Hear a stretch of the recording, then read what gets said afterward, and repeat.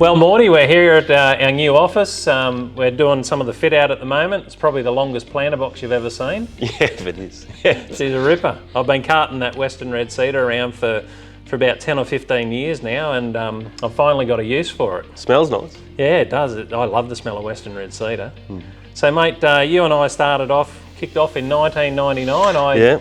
I gave up building, and you had a few jobs. Tell us a bit about your jobs. Yeah, I had a couple of casual jobs that I kept for three to 5 years, I think it was, just while I got the business going.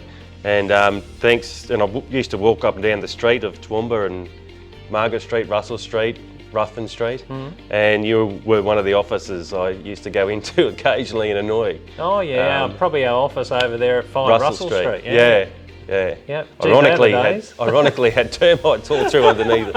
I remember we had to pull that floor out, and we ended up putting a new concrete floor in the front because someone fell through the floor. Topped all the floor, yeah. And mate, we've probably done hundreds, if not thousands, of both building and pest inspections. Yeah. And I remember when we first started, we'd give you a bell. I don't think in all my time, in over 23 years of real estate, I don't think I've ever referred anyone else but you for the pest inspections. Only because you talk normal language, you don't try and frighten people with, what you find. And yeah, the easiest way with building and pest inspections is to try and keep it simple. There's a lot of stress involved in buying and selling. Yep. So if you keep it simple and just keep it common sense and leave out all the fancy lingo and the scientific terms, people then understand what you're talking about. Because they've got a lot of things to worry about when they're buying a house or selling a house.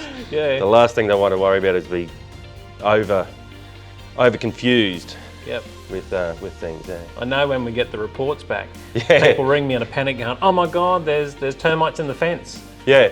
How do you deal with that? Well, they're like 23 pages long and they read like War and Peace. I just tell people to read the photos usually. That's just the easiest way to explain it. Yeah. So what's your best story over those 22 years? There's a real lot, and some I wouldn't actually podcast. Yeah. There's been some homes that, there's probably about half a dozen homes that would have to have been knocked down. Yeah. Yeah, they're probably the worst ones. I remember years ago I went to this old lady's home and she wanted me to refit a door back in my building days. Yeah. And I said, "Oh, love, I think you've got termites." And she goes, "Impossible." She said, "I've got a steel framed house." Oh, yeah. I said, "No, they've come in your skirting, up around your architraves, and they've eaten all the back off your gyprock, all the paper off the back of the gyprock." I said, "I'm sure you would have seen that over the years." Oh yeah, they eat the cardboard lining off the back of gyprock. They think it's a tree. It's just it's a square tree to termites. Yeah. So I went along with my screwdriver and I started poking all the jams. Yep. And of course the door had fallen off. That's why she knew she needed something done. She said, "I just want you to put the door back on."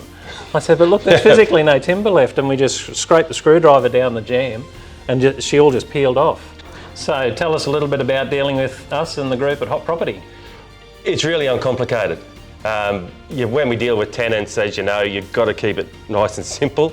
You've got to have a plan, and it's got to be uncomplicated because at the other end it often is complicated. Yes. So dealing with you guys is great. Yeah. Well, that's great. Well, Morty, thanks very much for the last 22 years, mate. I'm sure we've got another 10 or 20 in us. Yep. Yeah, thanks very much. Appreciate your time. That's all right. Thank you.